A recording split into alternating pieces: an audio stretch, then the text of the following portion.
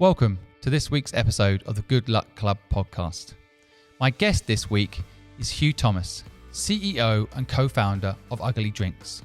And we're broadcasting this week's episode live from the Belsize Park Community Library in North London.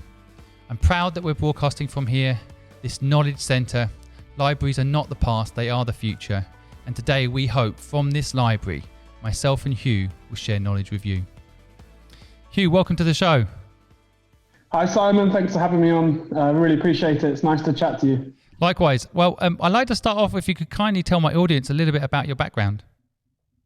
Yeah, so I'm Hugh, obviously. I'm from the UK. I do now live in the US. So you're in Belsize Park. I'm in New York. I moved here 2 years ago tomorrow, actually. So tomorrow is my US anniversary. The second year living here has been different to my first year living here for obvious reasons. But I'm originally from Worcester, near Birmingham. Grew up there basically for the first 20 years of my life. Didn't really leave. Only been to London a couple of times by the time I was 21. Moved to London to start work. I started work at Heinz Ketchup in the marketing team. And then I moved to Vita Coco, the coconut water company, when that just launched in Europe. And then started my own business. But when I grew up, I was always, on the entrepreneurial side of things, different side hustles, and an eBay addiction when I was 15, 16. And so starting a business is always the natural route for me. Ugly is now, 4 or 5 years old, started it in London, built the business there, and then moved to the US 2 years ago. We're now in 15,000 stores. We sell online as well. We sold our 2 millionth can online in the US yesterday. And we're now available Los Angeles, Arizona, Tennessee, New York, London, Scotland, different countries in Europe too. So we've come a long way, having started it around kitchen table ultimately in London. Impressive story, and I absolutely love the product. And I always like to tell my audience up front how I feel about an entrepreneur's product, and I absolutely love what you're doing. I love its ethos. I love the in-your-face kind of ugly concept. It's really, really cool. And so, I'd love to hear the story, how it kind of began. You mentioned around a dining room table. What actually was the moment that it became a real thing? Yeah, so Joe and I met whilst working at Vita Coco, the coconut water business. So we were in our early 20s. So joined that business when it just started in London. I'm sure at the blue cartons, Rihanna was in the advertising. It's a big phenomenon now. But at the time, no one had ever heard of it. And I think we both kind of got our feet wet learning the grind of building a new beverage, or certainly a healthier beverage for consumers. And became best mates during the process and had this kind of, okay, well, we can't get a regular job after this. You can wear shorts to the office. There are palm trees in the office and a hammock. You can't really go back to corporate life after that.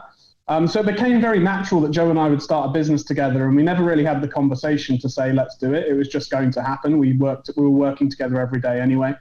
But what really fired us both up was that you have, yes, coconut water is great, but it's slightly premium pricing. It's an acquired taste, and ultimately just soda was such a big issue. And my mum was a diabetic nurse. She still is. She's still a nurse. She still specializes in diabetes. Joe's sister actually worked for a diabetes charity at the time. This is long before Jamie Oliver pushing on sugar tax and things like this. So was very aware of the impact of sugar in beverages, and also very passionate about consumers at scale. So I know there's lots of trends, and I love these trends in New York, Los Angeles, London, healthy beverages. But what we felt was, what is everybody really able to afford? And so we worked back from taking all the bad stuff out of soda. So Ugly is a flavored sparkling water. It's kind of where the idea came from. And then being two kind of 23, 24-year-olds after a few beers in the pub in London, obviously going with disruptive branding that would take on the big soda companies made the next step. Calling it Ugly might have been the one pint too many, but it's actually been, it means so much. We tell the ugly truth. We give back to charity as well. We support gender equality globally with a partner called Girl Up. So we donate from every can sold. And generally, we're just trying to expose the bad, dark side of soda. There's 100 million obese Americans, almost 15 million obese Brits. So much of that obesity is caused by overconsumption of sugar. And when it's in a liquid form, you just consume it so quickly. And that's just something we wanted to change. So Ugly's a flavored sparkling water, no sugar, no sweetener, no calories. Hopefully as refreshing as a can of soda, but without any of the bad stuff that causes, overconsumption of sugar or chemicals or anything like that. So it's kind of where it came from. And the first steps were very far away from where we are today. So anybody who looks up Ugly today probably feels overwhelmed by how much work we've done. But the reality is we started without a clue what we were doing on day one. So it's kind of really been us learning as we go. Sometimes that can be a good way. I think that's a good thing for my listeners to pick up on. I'm sure if you'd done the research on the drinks market and realised how hard it was going to be to get into 15,000 stores and sell 2 million cans, you might never have done it.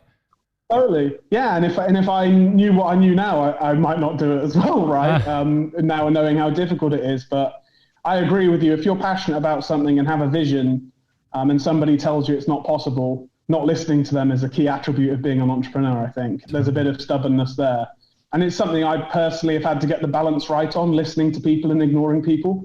I'm sure you've been the same in your career as well, Simon. It's sometimes a strength, sometimes a weakness. And I think as the company grows and we have more employees, I have to listen to more people, and I've had to learn that the hard way sometimes as well. I've learned to listen by being a podcast host. I have to listen. Yes, I can see you listening now. Yeah, to carefully do it. But did you do first thing you do was figure out the brand and the product, or did you go and make the product and do tasting? What was the first few steps? Yeah, so I always talk about the very first few steps because it seems overwhelming, right? I guess people listening, if they're thinking about starting a business, and for context, I would listen to podcasts like this, and I still do. So I'm fascinated by how businesses get that first step, because you look at brands today, Gymshark, Nike, Away, suitcases, you're like, how have they got to making all these products? But it all starts with the first step. And, for Joe and I, it was trying to find someone who could make it. Really, is this possible? Is this something we should invest more time into? And we, at the time, were just two 23-year-olds with Hotmail accounts and embarrassing email addresses from when we were kids.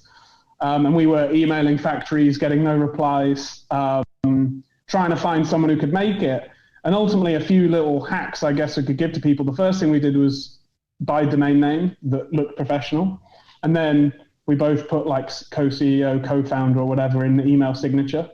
And obviously, when you email a factory and it says CEO or co-founder of a company in the signature versus, my embarrassing Hotmail email address, we started getting replies. And obviously we got introductions, and it's funny because we now work with factories that turned us down on day one. So, there's a story for anyone. We've now got access to the places that said no to us initially. We had a lot of people say no, and I always think the question that we asked that I would tell anyone who gets turned down by any supplier or investor is, do you know someone who can help?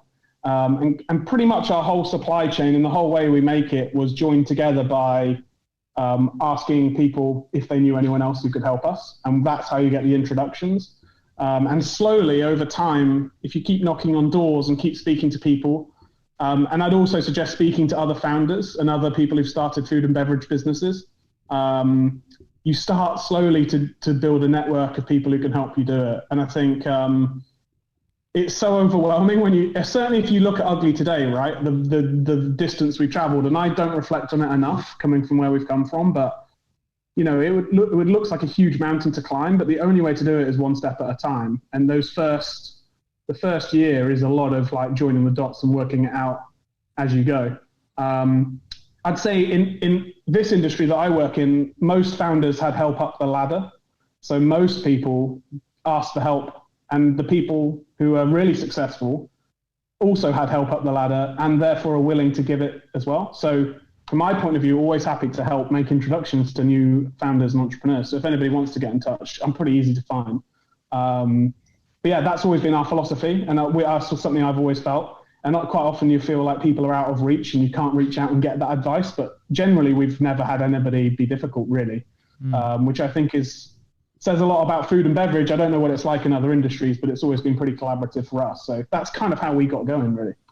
Great insights. You mentioned so many things there I want to make sure the audience pick up on. I think one thing I really believe in myself too is that the entrepreneurial community generally, you could ask us anything. We've all found it hard to make it. I don't care who you are. It's never been easy all the way through. So when you see the next generation of entrepreneurs coming through, helping them means a lot to us to give back, right?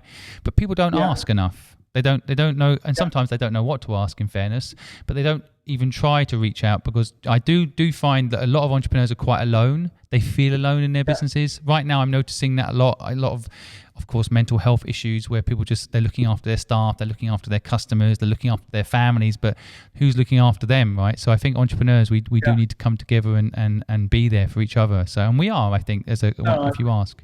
I couldn't agree more. I think this is certainly the hardest 6 months I found being a founder. I mean, I'm working on my own in my apartment pretty much all the time in America, and I've not been back to the UK this year. So I can relate to,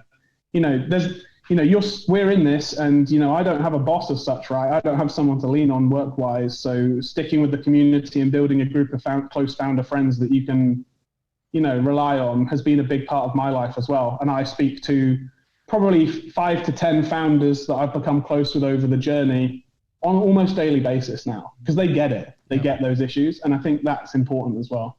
I mean, another element you've mentioned there, your co-founder, Joe. I think that is such an important piece too.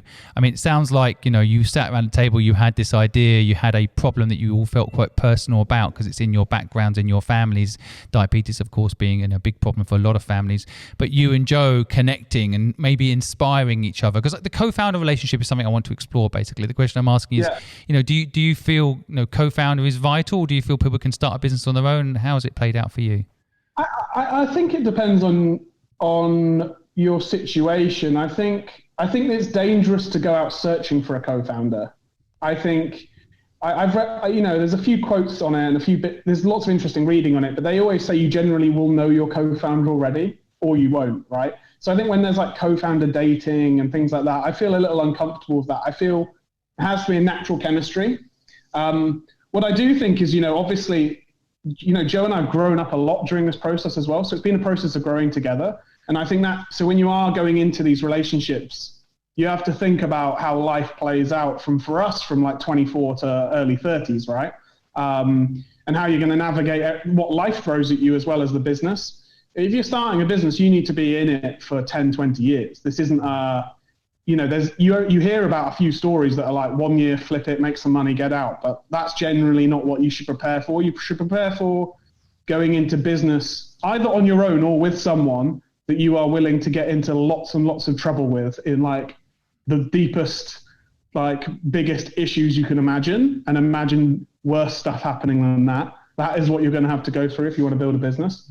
So, for us, I think you have to have a natural chemistry, and you have to have a natural shared vision, and then you have to have a balanced skill set.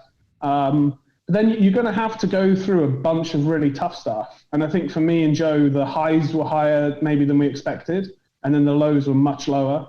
And there's a lot of lows that were way more pronounced and has remained way more pronounced than I ever expected.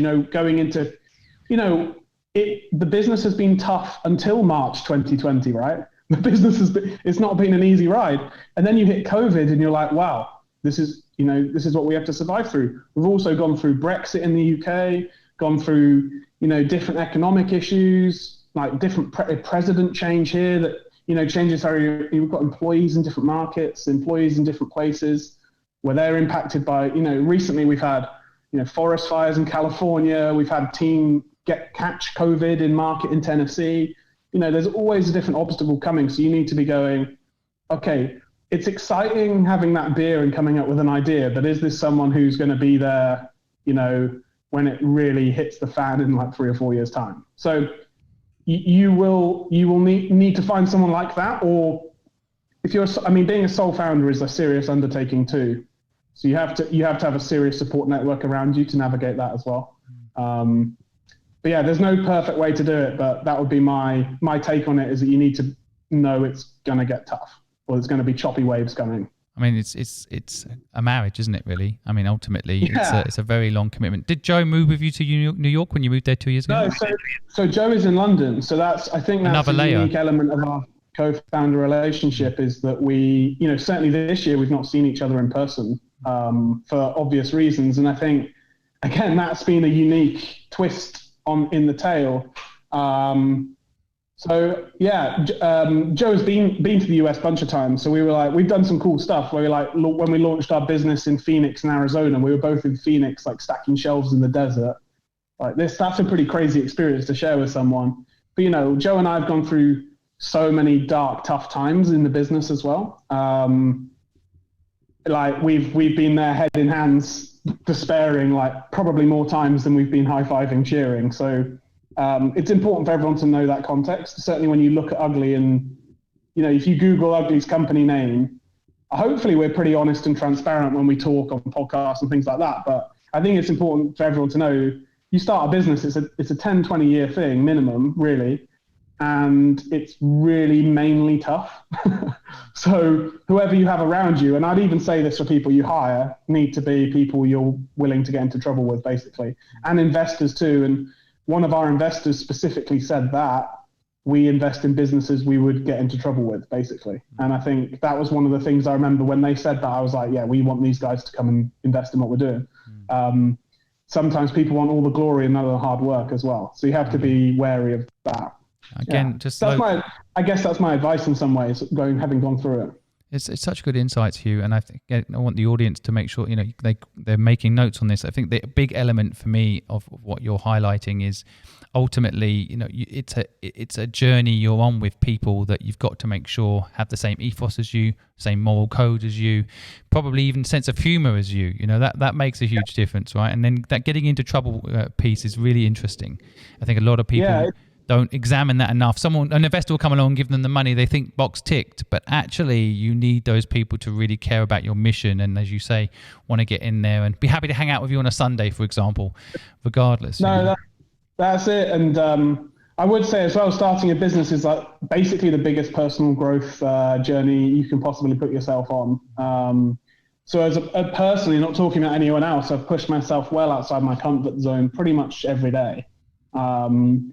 Which comes with consequences, right? It comes with huge growth. And, by the age of 30, I've done a lot of things that a lot of people would never do in their careers. I've had a lot of exciting things happen, but also a lot of crushing disappointments and rejections from investors or customers and difficult business issues that, most people might never encounter in their career. So mentally that does take it out on you. And I'd say first half of running this business, I didn't take care of myself well enough.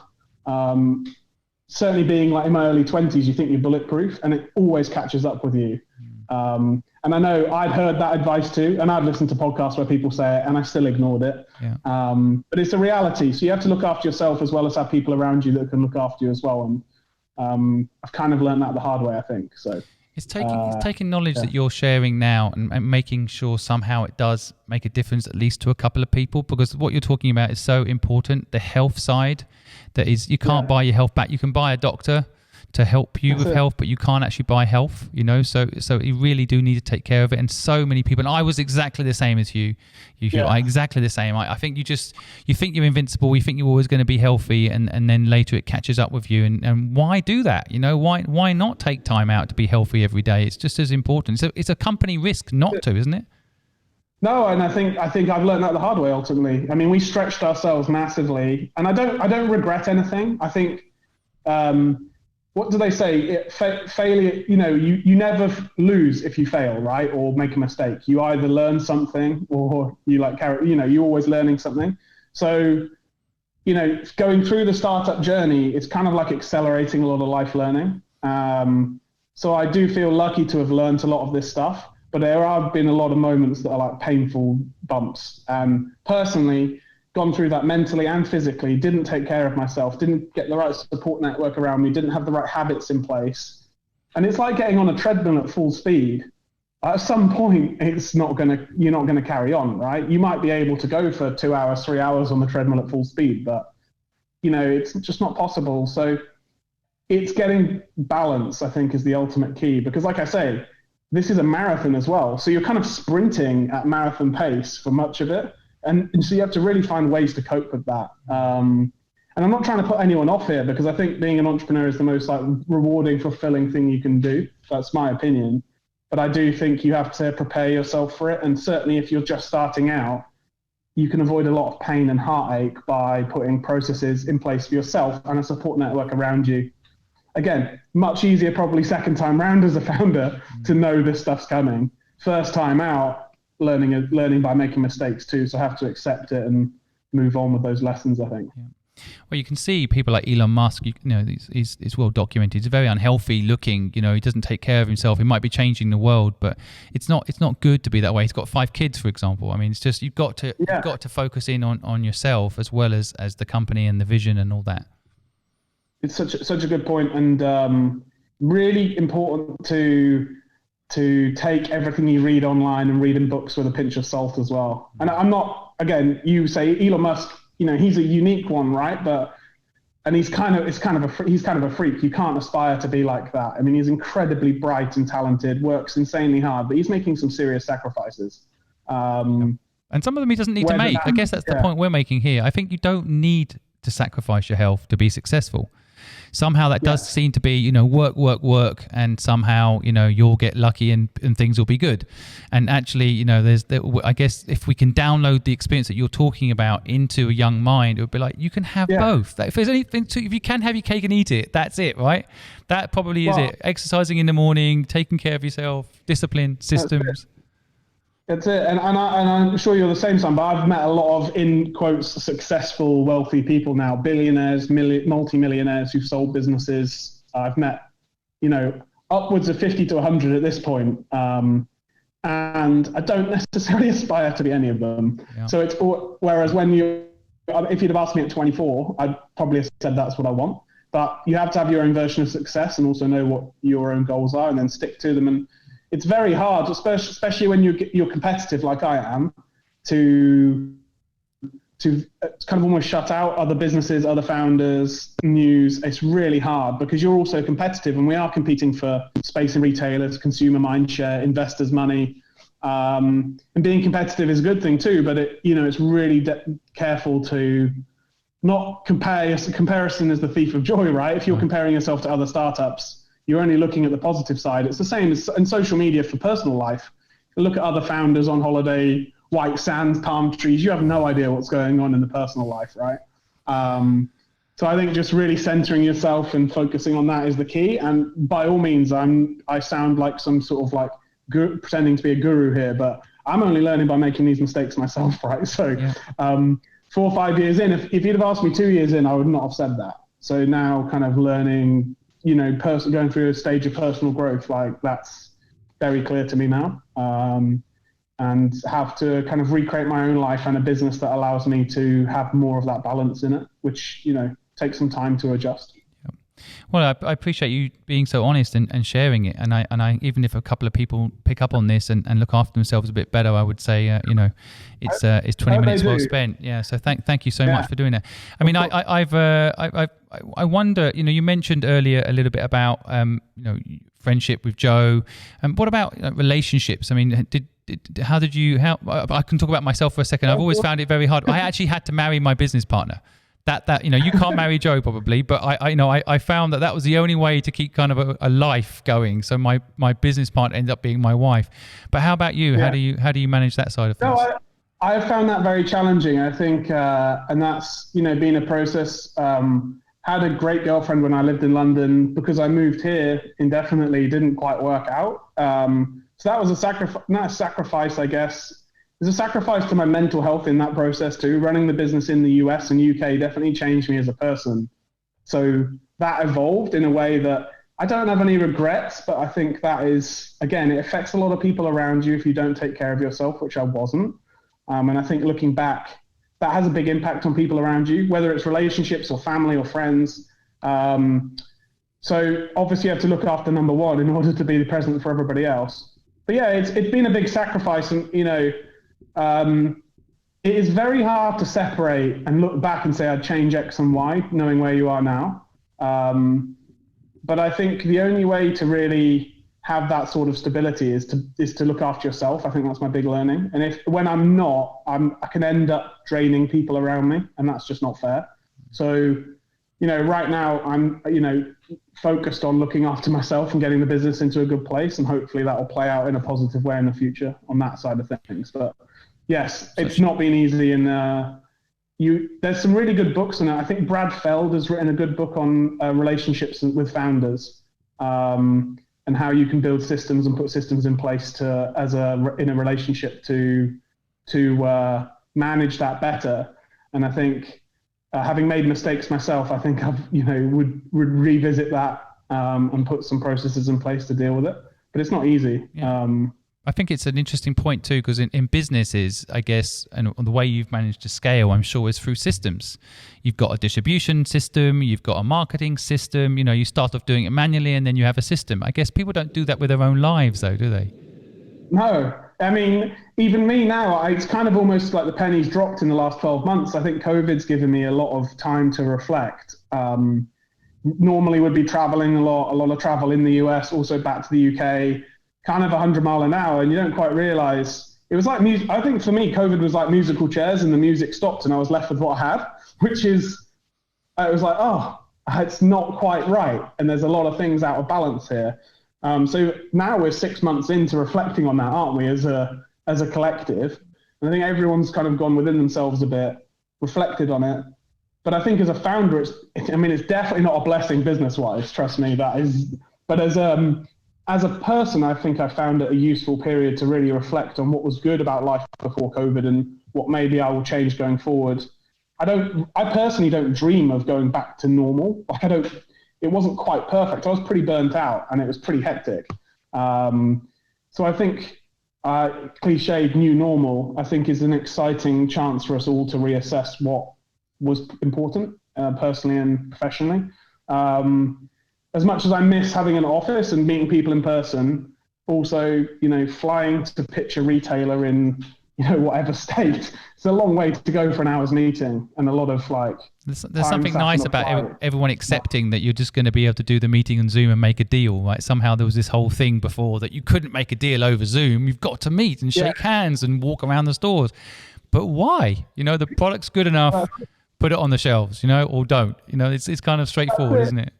And we are missing some human moments. There are big trade shows, big events where you can really build bonds with people. But I think, if anything, it's democratized it a little bit. We're still getting used to it. But I think that's, from a business point of view, been really interesting. And then from a personal point of view, just reflecting. It's not an easy process for everyone. COVID is like one of the craziest, strangest things we'll ever go through, if not the craziest. But it's not that bad, really. It's weird, within living memory, grandparents survived Second World War. People throughout history have gone through really difficult periods, and it's obviously very tragic. But like they always said, all we had to do was sit at home, really. Yeah, I love. There's a meme going around about that, which I love, which is guys in the trenches waiting to go over the top in Second World War, or you're sitting down watching Netflix. I always remember at my school we had a board on the wall of. Basically people at 18, 17 had gone into the First World War and had passed.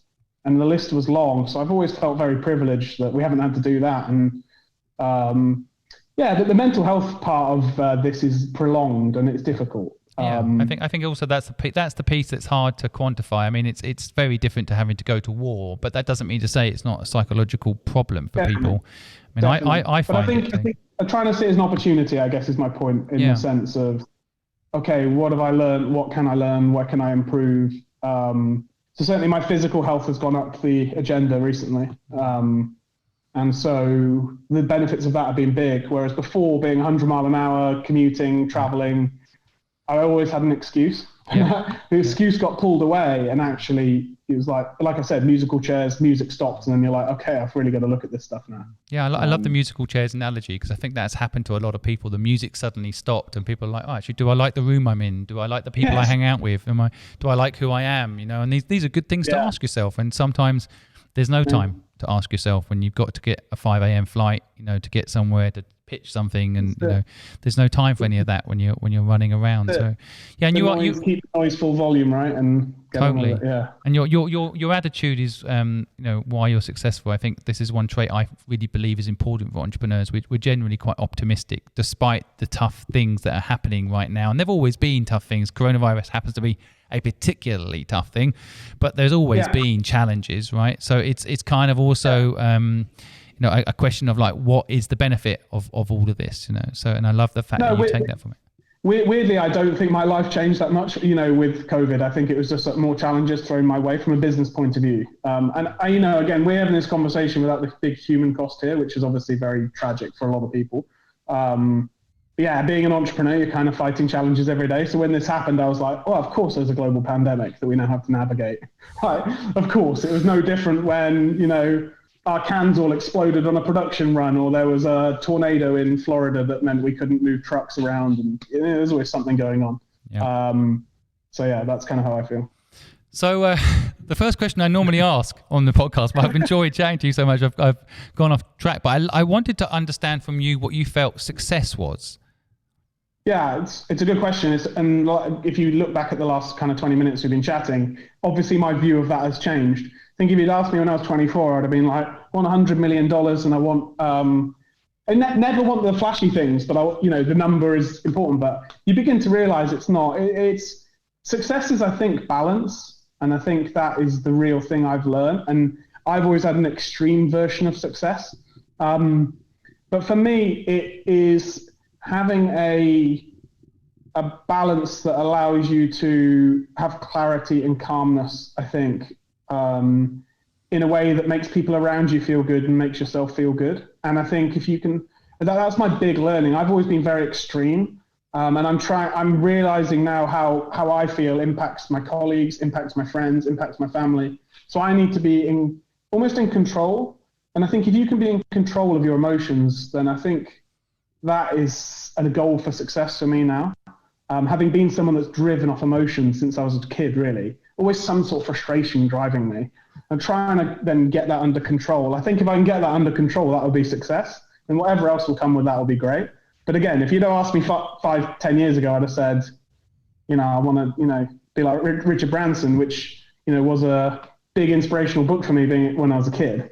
And I love creating. I think for me personally, creating new stuff and creating stuff that goes into the world is my favorite bit of it. So the Willy Wonka, what's the song, Pure Imagination, from the Charlie and the Chocolate Factory movie? I've always felt that's like the song that kind of sums up what being a founder is like for me, and that's what I want my life to be like, is coming up with new things. So ugly is one thing, but it doesn't define me. And I think that's been a big thing to separate too, is that you have such a strong brand and gone on such a long journey that I can separate my highs, my lows with the company. But in reality, it's just one thing. And if I can keep that creative mindset going, then I think that would be success, to put more stuff out into the world and see if it works. Success, whether it's successful financially or not, I think anyone who puts an idea out there and tests it, that's success. Like, most people never get there. I love that too. I think that's so true. I think so many people are scared of even trying because of the fact that they won't make it. They don't, and that's the regret people have when they die, the things they don't do. So it's a good message. That's a great point. Yeah, and I love the point. Looking back on your deathbed, right, what you're going to regret. It's probably, as hard as ugly is now, in 50 years' time, I probably won't be thinking about how hard it was. I'll probably be glad I did it and have no regrets that we tried it in America and pushed myself that hard. And made some mistakes. You won't think about those through the rose-tinted specs, right? Yeah, and I think the fact that you have gone out there, you built a brand, you put it into the world. No one can ever take that from you, no matter what happens financially. You made that happen with your friend. I think that's really special, and I think a lot of people should take a note of that. And if they've got an idea, just do it, because that's the thing that's going to really leave you with a legacy. That's the money in the bank you can't take with you, but the story is something you forever will be on the internet, at least. As long as the internet doesn't block me, yeah. Well, I'll make sure they don't. Through our podcast, we'll at least be able to document you. The good and bad social media posts are all out there. Yeah, of course they are for us all. But I also like the point you make, and I want people to pick up on it: the control the fire piece. Because I think anyone out there that feels an entrepreneur fire, it can do two things to you. I think that fire, it can motivate you and demotivate you at the same time. It can push you so hard. It can make you do the things that you're doing, moving to the US, leaving your best friend, leaving your family. Off you go to conquer the US, right? It's an amazing drive. But it can actually also make things happen in your life that perhaps, for example, tire you out, that drain you, that don't leave you enough energy to give yourself that time. So controlling that fire, I've not heard it before, but I think it's a really, really, really good point and a really nice way of explaining it. No, you summarized it well in terms of referencing it as a fire too, and exactly summarizing how I feel about it. I couldn't agree more. And yeah, I also like your definition of success. I think it's really good for people to also think about. I mean, again, it's easy. I was probably like you. If you'd asked me at 20 what is success, 100 million in the bank, there we go. But as you mature, I wish I could give that knowledge to people. It's really about what you do, not what you make, right? That's so true. I mean, I jumping to my other favorite question, which is, do you think entrepreneurs are born or bred? I think it's a combination. I think, my parents are phenomenal and have created a very safe environment for me to feel, risk for a white middle-class male from the UK is very different to other people, right? Like, I don't have that much to lose in reality. So I'm very aware of that. And so, but my mum and dad had the same job for all my life, right? Same jobs. So when you have that sort of stability, being risky and taking risk is different, I think. So everybody has their different level of risk of what being an entrepreneur and founder is like. I've still taken a lot of risk, obviously, but that's your safety net, being white male, like pretty well educated. It's not that much risk. There's not. So that's my take. I'm very aware of that. Whereas for a lot of people, it's a lot different. But there is something inside me that has been there since as long as I can remember, a frustration with the way things are done. Pretty much any school project from even a young age, there's just a competitiveness and a creativity that I think is innate. And then I think my mum and dad fed me lots of different information, made me work lots of different jobs. Worked in a cafe, did litter picking, worked in a factory, worked in a warehouse. I've done, you name it. I worked at a hotel porter. I've done all these things to work out why I didn't want to do them anymore.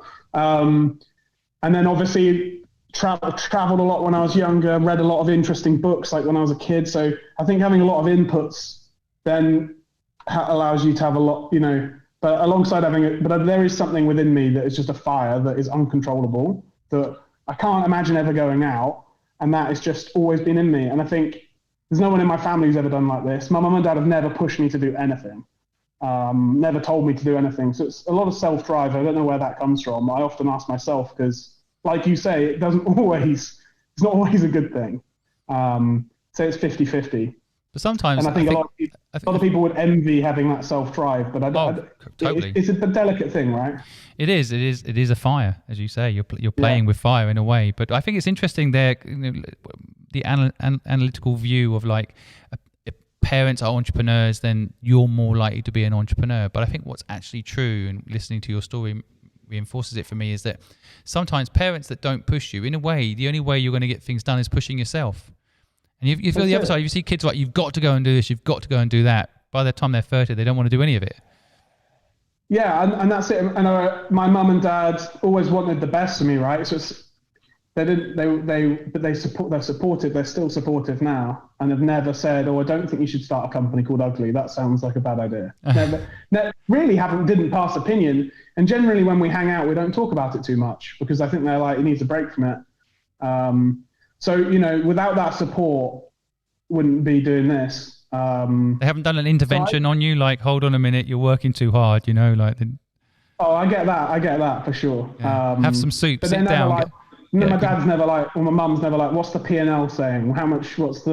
What's your gross margin this month? Like, I don't think they really care. They'd rather I was happy and healthy, which I think gives me the support to then, get on with things. But I would say, coming from the middle of England, having lots of different friends, lots of different backgrounds, traveling, reading lots of books, listening to lots of things, absorbing lots of information, ended up putting me in a position where you can kind of join a lot of stuff together really quickly.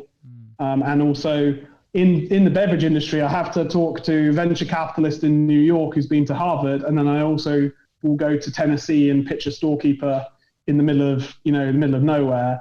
And you have to have that ability to flex. And I wouldn't have learned that, I think, I don't know, in a different environment, maybe. I mean, I'm not saying I'm like some sort of social chameleon genius, but I think having lots of exposure to lots of different things and having, working some of those jobs as well balances you in a way where you can empathize with people. And I think that's important as a founder.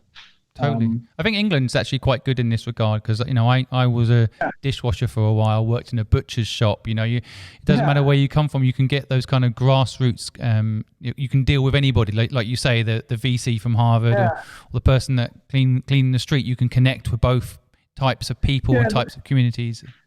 I'm very passionate about the UK. I think the talent in the UK out-punches a lot of other countries. It's one of the reasons I wanted to move to America as a British company, because I'd worked for 2 American companies before. Just had this frustration, why can't Brits do it abroad? Why can't, we were going into Brexit too, which is not something I agree with, but if we are, then the UK has to start out-punching and going to other places. So if I can set an example that you can do it, that's what I wanted to do. But the thing I've learned in America is there's an optimism here. When you're pitching investors here, they only think of the reasons it could be massive, whereas when you pitch investors in the UK, quite often it can be reasons it won't work. And I think that's just the biggest mentality switch and that I've learned moving here. The optimism and the sense of opportunity and that anything's possible is definitely visible here. And I think if British entrepreneurs could have a bit more of that, then I think that would be a good thing. That's a very interesting point because I lived in Hong Kong for 20 years. So, I spent 20 years of my life in England, 20 years in Hong Kong. And I think there's such strengths and weaknesses in all markets. I mean, the US is another great example. Well, weaknesses here too, right? Just to be clear, in the US, they're quite visible as well. Yeah, of course. Well, that's it. I mean, part of it is sometimes the circles that you're in, right? So if you're in, I mean, in any part of the world, you'll find a group of people that will tell you that's not possible. Come on, there's millions of drinks companies doing, they've got big budgets. How are you going to start a drinks company? There will always be people like that in every market, including the US, right? Yeah. But it's all to do with the circles that you kind of end up in, right? They influence you. But I'm interested about the cultural difference between the UK and the US. Do you feel like, having gone to the US, that it's been easier to build the business there than it was in the UK, or do you feel like there's some nuance to it that you weren't expecting and it was actually harder? I think doing both at once has been hard. So I think keeping the UK business going whilst being in another country is like definitely a challenge, and the time zones, you can't quite imagine the complexity of time zones. I think building a business in America is much more entrepreneur friendly here in terms of raising capital, hiring and firing is much easier. Things are much more expensive. And obviously the size of the country creates an opportunity, but also a risk in the sense that there's so many people here. There's so many places to sell stuff. But equally that creates we could make a mistake here and go into the wrong region and be so far deep into that region that we can't get out of it. But yeah, I think that just creates a different level of energy and optimism. And then there's again, it's hard to criticize either way, because the working culture here is very much very low holiday, work long hours. I think America is one of the lowest in the world, right? I mean, of all the countries, it's hardly any holiday. If I email my lawyer here anytime, get a response within an hour, which is great from a founder's point of view. I'm not sure how good it is for the lawyer, right? And I know in the UK you can find lawyers that will reply anytime too, right? So it's not that many, to be honest. But I just think it's like part of life here, and I think it, in a good and bad way. In New York, if you're stood in a coffee shop, you're overhearing a conversation about business, pretty much 9 times out of 10. I don't know if it's a good thing. It's always been interesting to me. Yeah. The cultural difference. Sorry to interrupt you, Hugh, but I always thought the tipping culture, for example, is a good way of explaining the difference between the UK and the US. I used to hate the idea of tipping when I first went to the US, but slowly but surely I completely came to appreciate it, that people in that workforce are underpaid, so you pay them a bit more, and then they enjoy their job because they can afford to enjoy that job, and actually service gets better for you, right? So, I actually see some benefit to it. It's interesting, isn't it? You look at, even the way wealth is treated here, right? In the UK, you can be a Premier League footballer with a white Bentley and make 20 million quid, and people will sneer at you because you have no class. But in the US, that's kind of what everyone aspires to be. So that's a big difference. And obviously you can see it with the Prime Minister and the President, right? I don't know what's worse. You either have to go to the right school in the UK and have the right friends when you grow up, or in the US, you have to make the most money. You end up with equally unpleasant, in my opinion, outcomes. So there isn't a right way or a wrong way. Well, it's interesting because in England, ways need explored. Definitely people in England want that success, but I guess there's also an element of envy. I always had this idea, because I lived in Hong Kong, so there was this analogy around in America, if you have a nice car, people are like in awe. Oh, you've got such a nice car, that's amazing. In England, if you've got a nice car, you're scared that someone's going to key it, or it's going to end up, getting damaged. Exactly. Whereas in Hong Kong, if you've got a nice car, no one cares about any of it. There's no either way. The people that own them, the people that see them, no one cares. It's complete neutral. Like no one cares because there's just so many wealthy people. It just doesn't matter. Yeah. So it's so interesting when you compare cultures that way. Yeah, and I think that just influences every part of it. And there's big bits I miss about home, just like the business conversations drifting into interesting stuff. Whereas here, it's always very business focused and transactional. Can end up, I believe, quite vacuous as well sometimes, in the sense of what's in it for me. But as a founder growing the business, the opportunity here is just it's almost addictive. As an entrepreneurial type person, you're just like, wow, there's so much potential. An opportunity, and you meet a lot of people every day who feel the same, and I think that's infectious too.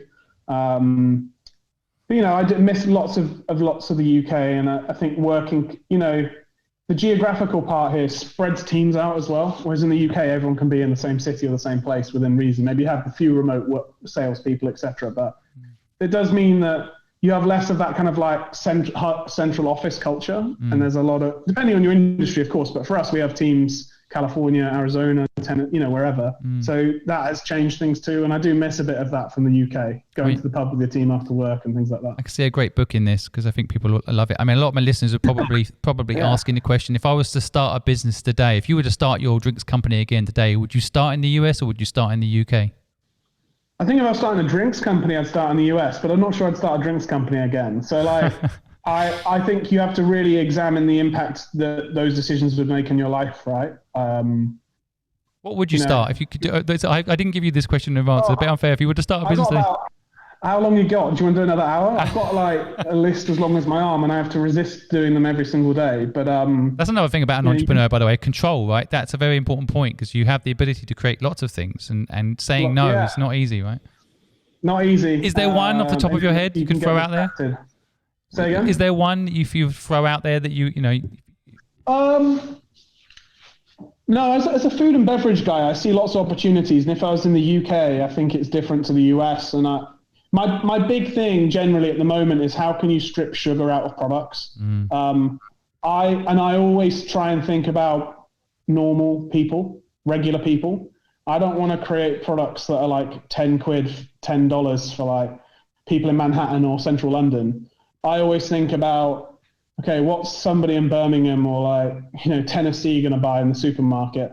And so I think that's how can you make a product without the bad stuff in it that people will pick up at the price point that they're used to picking it up at. And you can go through a long list of every single product in the supermarket. Oh, just never ending. You can walk around a supermarket and go, I like to call them sleepy categories. Which of these categories is asleep and people have just been buying it with their eyes closed for 20, 30 years? And then how can you make it better? And honestly, I could list off 20, 30 things right now by walking around Tesco's that you could start. Just there's companies that are asleep and they're making like hundreds of millions of dollars, tens of millions of pounds, and no one's ever challenged them. And you can see it happening with direct to consumer businesses now. But yeah, I've got a bunch of ideas, but like that's kind of the framework. If I was going to start something and you put a gun to my head, I'd probably follow that framework. That's fantastic. Whether I do it in the US or the UK depends on lifestyle choices as well. But yeah, that's another point actually. You know, sometimes making decisions around lifestyle is not a bad idea. It's growing your business. I didn't consider the consequences of moving to America in my late 20s when I said let's launch in America. And they played out, and it's not been all easy. Certainly, certainly this year has like been tough, right? Totally. I mean, living outside of where your family is never easy anyway. I mean, and it's a big investment, like you say, and it's a theme of some of the things you mentioned there. It's a big sacrifice actually to do that. It's also an exciting adventure. All that cultural experience you've managed to have. Like you say, you've done it too. Living away from the UK and looking back at the UK, you appreciate certain things, and you can also see limitations in the British mentality as well. And that's been fascinating, and I think I'll hold on to that forever, right? I'm sure you look at your experience in Hong Kong, like almost, you don't notice it almost. Just makes you more worldly. And so starting a business plus doing it abroad is an amazing self-development journey to go on. Painful one. And whether you want that or not is down to I think it's important. I think it's important for people to hear it because they can make informed consent decisions, right, based on the outcomes of people that have done it. This is the whole point of this podcast. I absolutely appreciate you sharing. I mean, I can also talk about my own. So sometimes like living overseas is like opening Pandora's box. Your world opens up, but then you end up loving and hating, the place that you're from. And that's really tough. You go back to England. I've had this. I come back to England and I'm like, well, there's some things Hong Kong does better than England. Well, I'll move back there then. You'll be like, well, no, I'm here. It's raining in London in the middle of November, right? And it's like 7 a.m. and pitch black outside. Totally. But obviously that's part of it. And that's why you can go into a nice, warm, cozy pub, right, and have a pint with your mates. And there's something great about that too, or whatever else you want to do. So it's all about variety as well, isn't it? Part of it is you've got to have all those experiences to know what you don't like. A bit like you were saying about your jobs in your early career. You do all these crappy jobs because that's how you find out what you like doing and what you don't like doing. If you don't have those experiences, I think travel, by the way, is definitely up there in that awakening thing as far as being self-aware is concerned. When you start recognizing different patterns instead of just being in your existing habits of where you've always grown up and lived. I agree. Obviously, it's a privilege to be able to travel, and not everyone can afford to do it or have that opportunity. But certainly not just going to like Spain every year and sitting on the beach is, if you can, try and, even within Europe and, you can get to Morocco in like 3 hours. You can get to Istanbul in like 4 hours, right? In Russia and Eastern Europe, there's so many places to experience and learn from beyond just like going to the south of Spain and sitting on the beach for 2 weeks or Greece or wherever, just important to get out there and see the world and learn about it, I think. Totally. Couldn't agree more. What was your big break in the business? Do you think there was a moment? You can never see them. You can only see them looking backwards. I don't think we've ever had that moment where it's really taken off. People out externally might say differently, but I think there's a bunch of serendipity, right, where we've bumped into certain investors. We met one of our lead investors doing a demo in Selfridges, for example. I think there's moments like that where we've had funding that has allowed us to really grow the business that I would describe as the big breaks. But I think we're still on the path towards the thing that really changes the inflection curve, certainly in the US.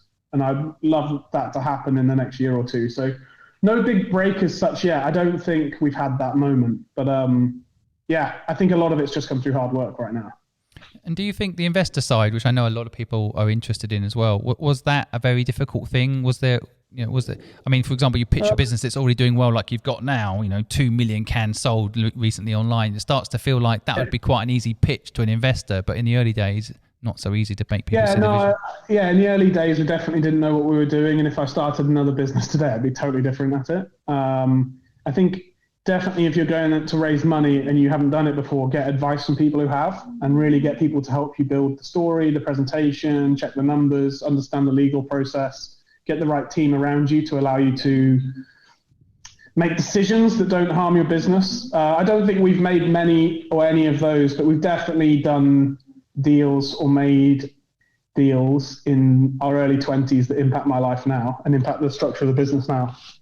But you have to live with these decisions. So if you can reduce the chance of making a bad one, that's better. But if I look back, I almost can't even bring myself to look back at the first presentation, and it would be too painful, embarrassing for me to look at. These things become icons later. I was just looking at the first pitch deck for YouTube, which is awful, but unbelievably accurate about where the world was going. So sometimes it's you'll look back and cringe, but it'll be shared on LinkedIn one day. It'll be shared on LinkedIn. It'll be a case study. Look what they did at the beginning. Well, that's it. And if you dig on the internet, you can find out what ugly used to look like, and it looks totally different. And I think Reid Hoffman said, if you launch with something perfect, or if you're happy with the first product you launch too late. And I would agree with that. I think you have to let go of perfection to start a company, because how it starts on day one, or what's in your head, is only going to evolve and change the whole time. So you just got to get going, basically, because it will not stay the same. And if you hold on to perfection, you're going to be trapped in a prison of not listening to consumers, not listening to market feedback, and it's never going to work out. True. We are the Good Luck Club podcast. I always like to talk about luck a little bit. What do you feel about luck and how it plays a role in business? It's a difficult question, in the sense that I think I like to feel in control, and I feel like most of the good things and bad things that happen to Ugly and to me are within my control, or at least results of things that I've done. Whether that's right or wrong, I'm not quite sure. But I think Seneca said, what does he say? Luck is when preparation meets opportunity. So I always like to think that by putting yourself in the position for good luck, so you maximize your chances of striking out or hitting it. So many of the things that people would describe that have happened to Ugly as luck or serendipity, I would argue, are the result of putting ourselves in the position for those things to happen to us, and being 100 miles an hour, being full energy, being positive. Good things start to come back the other way. And so, yes, you can be doing a demo in a store and David Beckham walks past and Instagrams your product. Maybe that's luck, but if you're not in the store in the first place, it's never going to happen. So you have to prepare yourself as best you can for those moments to happen that would appear lucky on the outside. Bad luck, again, is the pandemic bad luck? Is that bad luck for us that happened in Wuhan and then went around the world? You could argue that's a bad luck, but these things happen, don't they? You can only control what you can control. So if you put yourself in a good position for good luck to happen alongside that, then I think that'll happen. But it's complicated. I believe luck is the result of decisions you make yourself, really. I guess, the dictionary definition is wrong then, because the dictionary definition is random. Have I got it wrong? No, you've not got it wrong. I'll email Oxford Dictionary. No, we are trying to get them to update it, because we think there should be two definitions. The random luck, let's say where you're born, or as you say, coronavirus. I am lucky. Yeah, I mean, you're right. But it's kind of an interesting thing because I liked your point about David Beckham walks by, and I don't know what David Beckham feels like. Some of our podcast listeners might not even know who he is anymore. We might be showing our age. Everybody knows who he is. Oh God, Victoria Beckham maybe. I don't know why. But anyway, he that whole energy. I would probably add one layer to your point, which is a good point, which is you had to be in the store for him to walk past, but one step is you also grab him and make sure he doesn't miss your stand. And the product has to be something you like. The list of things that makes that something that happens. But yeah, you're right. I should backtrack a little bit. I am very, very lucky to have come from the UK. Yeah, you said it earlier, and you've already been very humble about that point. I think it's something I've said on other shows, just about the whole concept of luck, because it really interests me. I think in business, people are like, oh, you were lucky. It can be an insult to people, But actually, I would take it as an insult. I did, by the way. I people said to me, oh, you just sold your company. Oh, how lucky is that? I'm like, well, I spent 16 years building it up, so PwC would buy. I don't think there was. Yeah. How can you call that luck? I would say it was unlucky. I had to wait 16 years. But I do understand as well that the fact that PwC bought my company is lucky in itself, because they had a policy change that they decided they were going to start buying up companies like mine, right? So it's and talking of that, you must have had, I'm sure you can't say this, but you must have had loads of people coming to try and buy your business or competitors. Well, we're in the realms of that. Yeah, I can't talk about it, but that is an option for us in the future. Yeah. I see you as totally a purchase target, and I think that that's another way to scale the business sometimes and have more people consume a healthy product.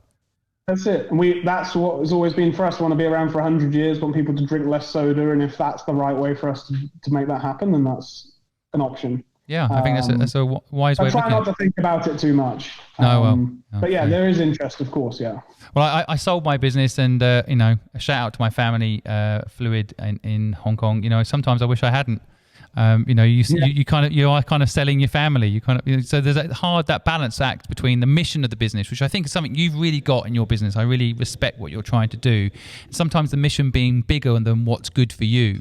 So being the CEO of a successful drinks company might be good for you, but it might not necessarily be the best leadership for the drinks company to fulfill its purpose, as you say, right? So I agree. Getting that balance right is really interesting. Well, I could talk to you all day. And I think I would actually like to do that sometime over a drink. Maybe I'll come to America, or if you come back to England. I can hear your mum talking in the background like, he sounds sad, come home. So I don't know. Yeah. Hopefully she's not too upset with anything I've said. She does generally listen to every podcast I record. So hi, Oh, Mum. really? Yeah. Well, yeah. Hi, Hugh's mum. But she, I'm sure she's saying, come home. And if you do come home, I'd love to have a drink with you. I want to thank you for giving up time to talk to the audience today and share your insights. I'd love to have you back on actually as things develop, hear more of your story. I think there's so much more there. We'll just end on one last kind of fun question. If you went back to younger Hugh and gave some advice, what would it be? Look after yourself as number one. In a non-selfish way, I think it is the only way to be present for others. And I definitely burnt myself out pushing myself to do things other people didn't want a lot for first 10 years of my career. So I would be like, don't worry, good things will happen, but you have to look after yourself. I would say that's number one for me. Great. I'm going to sum up a few things that I've taken from the podcast today.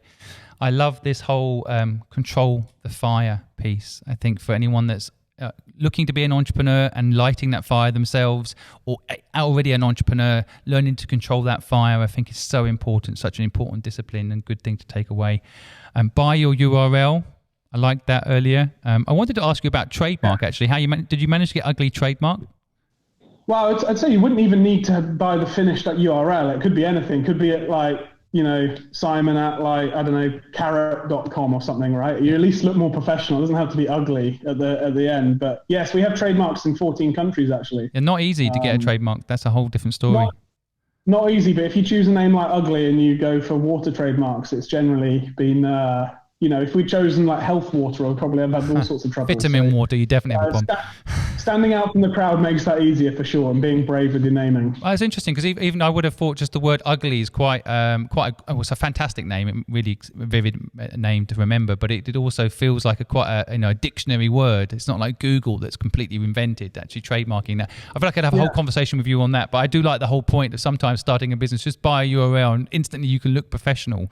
So we should and put a little email signature with some basic graphic design and you immediately look 10 times different.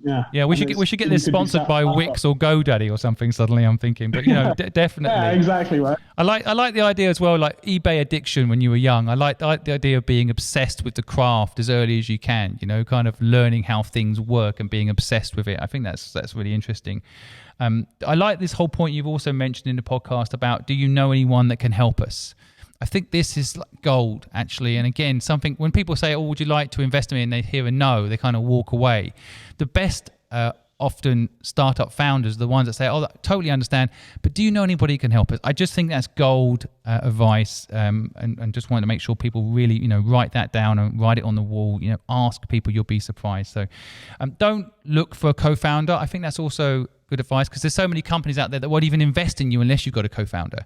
But that doesn't mean that their philosophy is right. If it's right for you, it will happen. I like that serendipity word you've mentioned a few times. I think that kind of plays well into the co-founder role too. I think, of course, the overriding thing in the podcast that you've highlighted, and I'm so glad you have, is take care of yourself. I don't know how many times we can say it. I know, the younger Hugh wouldn't have listened, but maybe Hugh talking to Hugh right now maybe will listen. And I really think that's maybe important. I probably still would have ignored myself. Yeah. No, we'll have to. Hugh's listening. Got to listen. Hugh's got to listen to Hugh. But success is balance. I like that too. I mean, it's always said, but I think you've actually articulated what that balance is, and I guess it's a permanent reflection. The music will stop from time to time, and so but you don't need the music to stop to have self-reflection. I think that you don't need to have COVID necessarily to have self-reflection. We don't need Trump to get in for another 4 years to have self-reflection. We can do it before that depression sinks in. But be present for others. I like that too. I know sometimes in entrepreneurship, there's a lot of people out there who will talk about the nuts and bolts about how to build a business, but I like talking about this EQ piece, this emotional piece, and be present for others actually gives you, the chance to fill your own bucket, because they, interacting with friends, family, and having a hug from time to time can really make a difference to your own energy in business, can't it? So some really good messages in your points today, Hugh. So again, thank you. No, of course, thanks for having me, and hopefully it was insightful for people and didn't just listen to me talk about building a beverage company, which is not quite as important. And I don't want to put anyone off being a founder. I think it's the most rewarding thing ever, and I'm very, very passionate about the space. But equally, I've learned a lot about what that really means along the way.